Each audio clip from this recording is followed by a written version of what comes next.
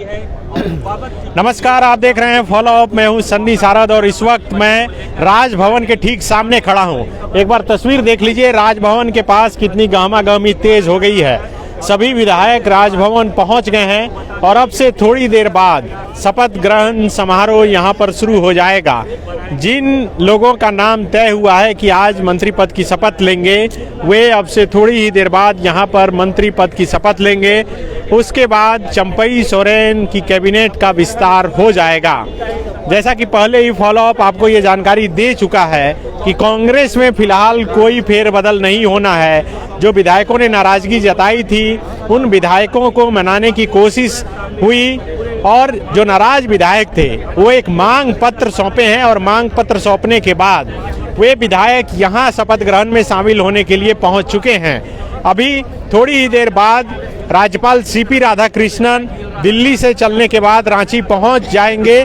वो रास्ते में हैं, थोड़ी ही देर में वो राजभवन पहुंच जाएंगे और जैसे ही राजभवन पहुंचेंगे 4 बजे का जो समय निर्धारित था, 4 बजे यहां पर शपथ ग्रहण शुरू हो जाएगा।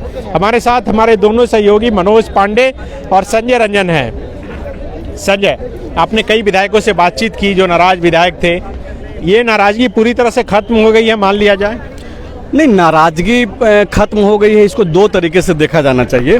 इस कदर नाराजगी, ऐसी नाराजगी नहीं है जिससे पार्टी या फिर सरकार को जो है कोई नुकसान होना हो, लेकिन इसमें नुकसान जो दिख रहा है वो अगले 1 साल तक, जब तक कि सरकार का कार्यकाल है, उसमें जनता का होना तय है और ये स्पष्ट हो गया है। क्योंकि ये जो खटास रहा है कांग्रेसी विधायकों का अपने ही मंत्रियों के साथ, वो कहीं ना कहीं ये जो मौका था आज उसमें उभर करके सामने आ गया। आप देखिए कि जो कांग्रेस के जो प्रभारी हैं, इनको इनका पसीना छूट गया।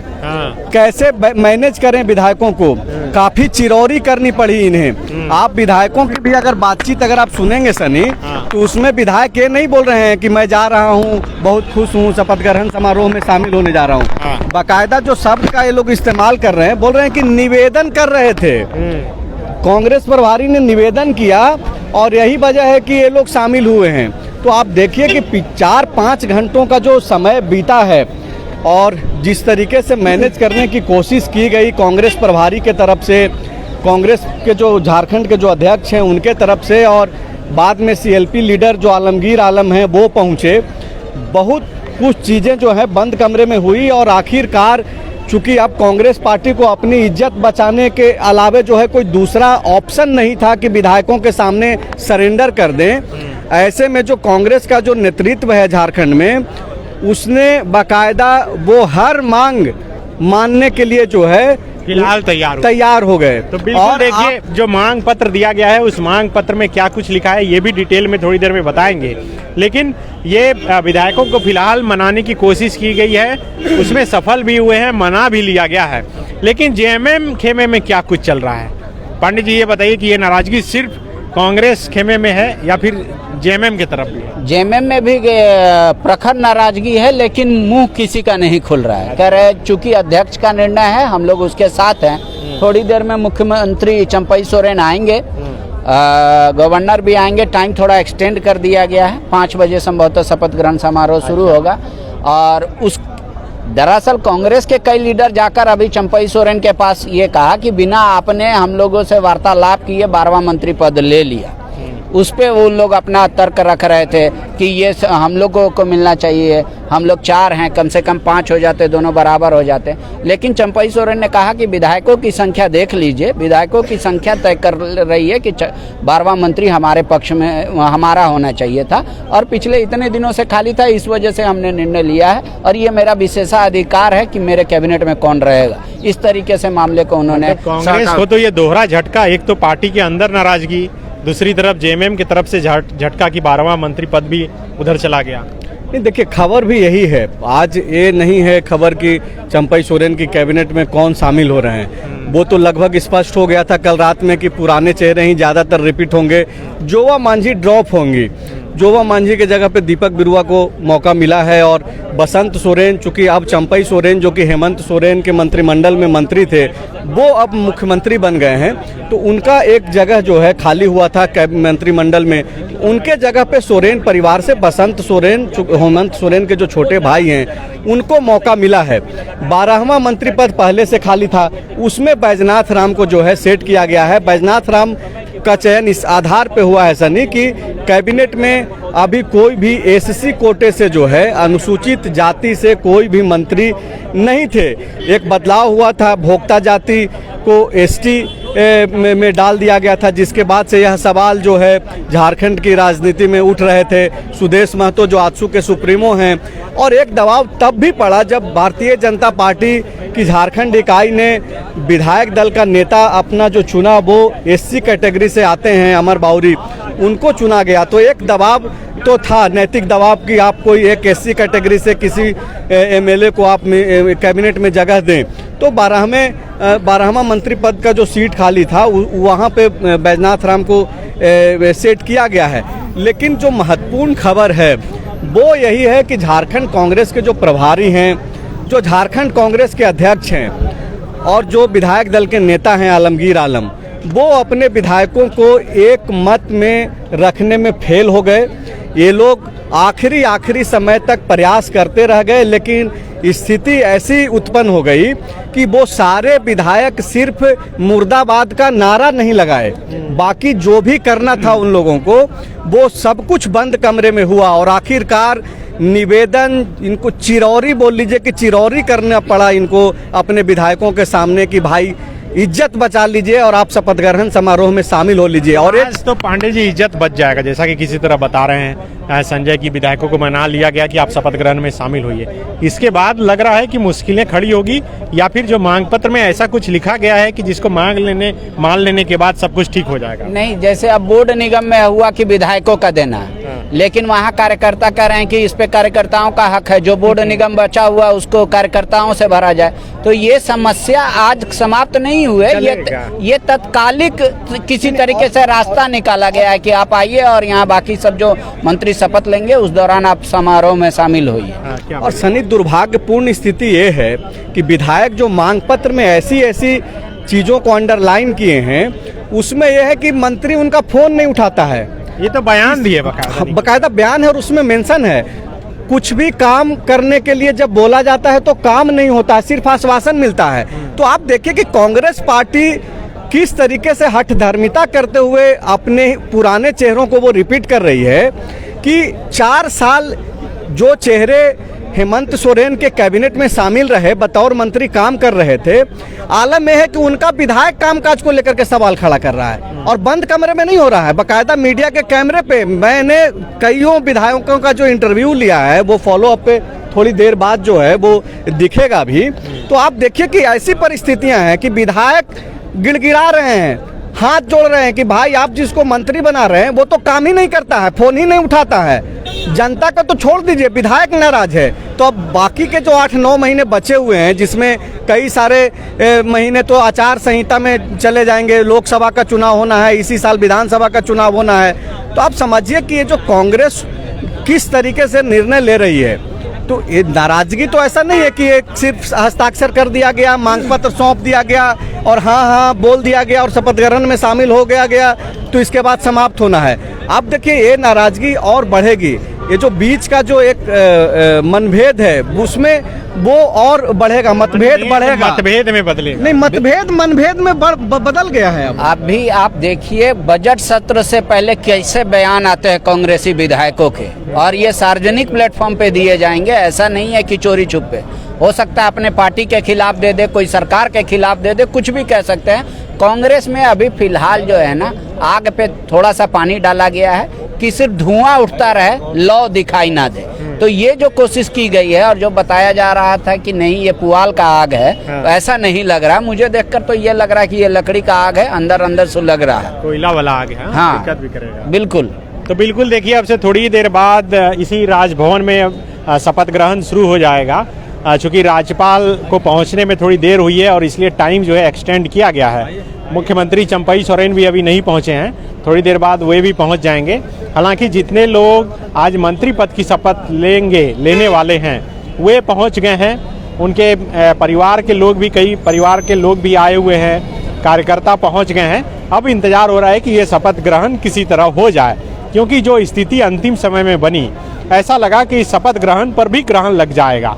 लेकिन फिलहाल नाराज विधायकों को भरपूर मनाने की कोशिश की गई है, लेकिन अंदर जाते जाते जो नाराज विधायक हैं अपनी नाराजगी व्यक्त करके कैमरे के सामने वो गए हैं और कहे हैं कि जो मांग पत्र में लिखा गया है उनकी मांग अगर नहीं मानी गई तो फिर वो आगे सोचेंगे। तो संजय, अगर जो मांग पत्र में लिखा गया वो नहीं माना गया तो फिर हो सकता है कि कुछ एक्शन लें ये लोग। नहीं, देखिए वो तो एक्शन लेंगे, नहीं ले पाएंगे वो तो समय तय करेगा। लेकिन एक चीज़ तो तय है कि कांग्रेस पार्टी ने और उनके विधायकों ने अपने ही मंत्रियों पे अविश्वास जता दिया है। और ये जो अविश्वास जो पहले जनता के मन में उत्पन्न हुआ, कुछ जो युवा जो अपने मुद्दों को लेकर के पहले कांग्रेस पार्टी जाया करते थे दफ्तर में, एक उम्मीद को लेकर के उनके मन में उत्पन्न हुआ। और अब जबकि ये अविश्वास विधायकों ने ही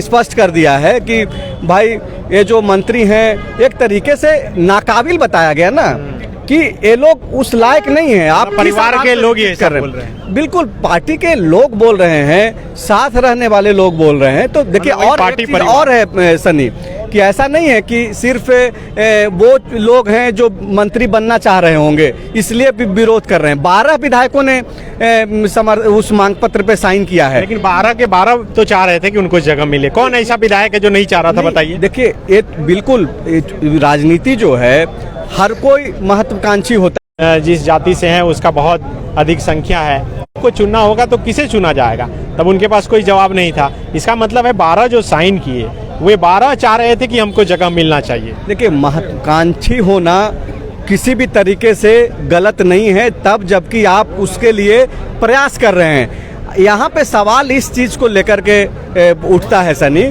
कि 12 को तो ये मालूम था कि कोई 2-3 ही बनने वाले हैं। आलमगीर आलम तो बन गए थे, बन्ना गुप्ता को लेकर के लगभग तय था कि वो रिपीट करेंगे। 2 नाम बादल पत्रलेख और रामेश्वर उरांव पे सवाल था कि वो हटाए जा सकते हैं।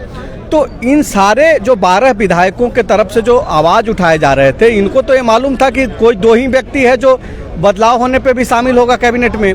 लेकिन क्यों 12 विरोध कर रहे थे? तो ये जो 12 का जो विरोध है वो तो ये जताता है कि ये चेहरे जो फिर से मंत्री बनने जा रहे हैं कांग्रेस कोटे के, उन पे भरोसा नहीं है विधायकों का। विधायक के मानते हैं कि ये लोग काम करने में नाकाबिल हैं, काम नहीं कर पा रहे हैं, फोन तक नहीं उठाते हैं। तो इस तरीके की जो बातचीत है अगर पार्टी के भीतर ही उठ रहा है सनी, तो ये सवाल सिर्फ अब पार्टी के अंदर का नहीं रह गया है।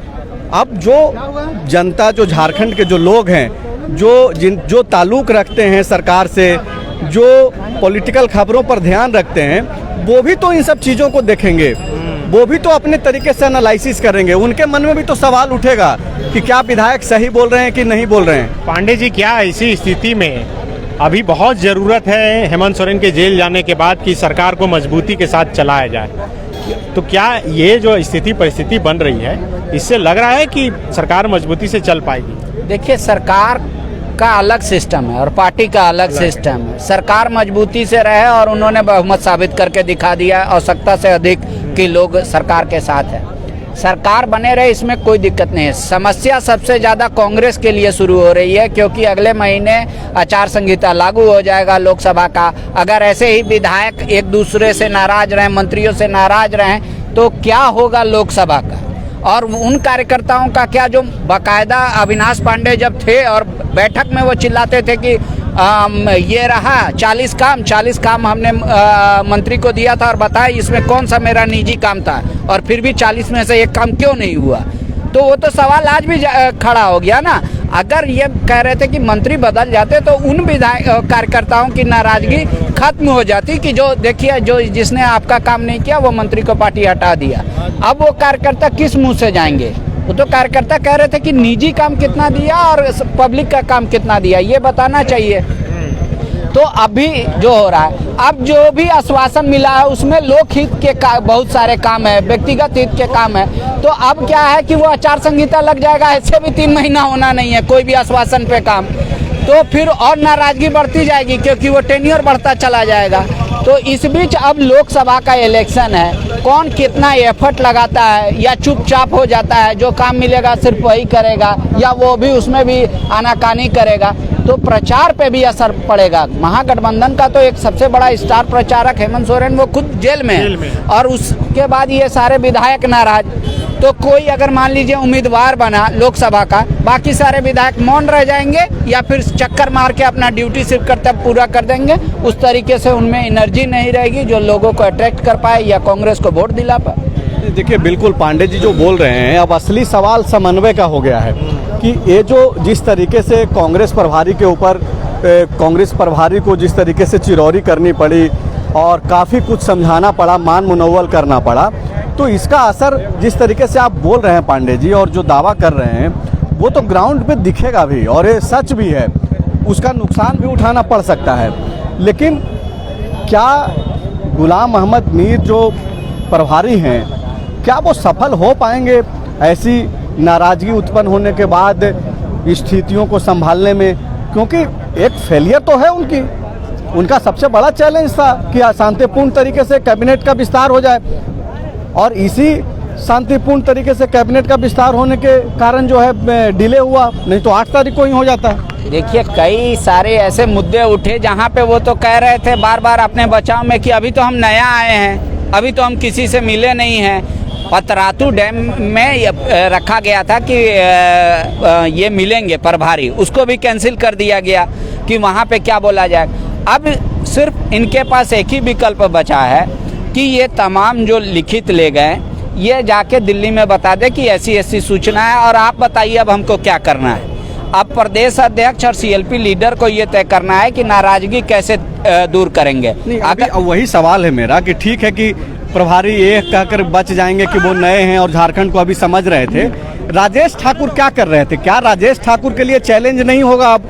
क्योंकि वो तो कोई लोकप्रिय नेता है नहीं, वो संगठन के आदमी हैं, उनको जिम्मेवारी मिली है और वो संगठन संभाल रहे हैं। विधायकों को क्या वो एक मतलब संभाल पाएंगे, उनको मना पाएंगे? आने वाला जो चैलेंज है लोकसभा का चुनाव जो है, समन्वय बनाने में राजेश ठाकुर सफल हो पाएंगे ऐसी परिस्थिति में? तब जबकि उनके स्तर पे भी यह मैसेज देने की कोशिश की गई कि वो बदलाव चाहते हैं, तो फिर फेल क्यों हो गए, क्यों नहीं बदलाव करा पाए?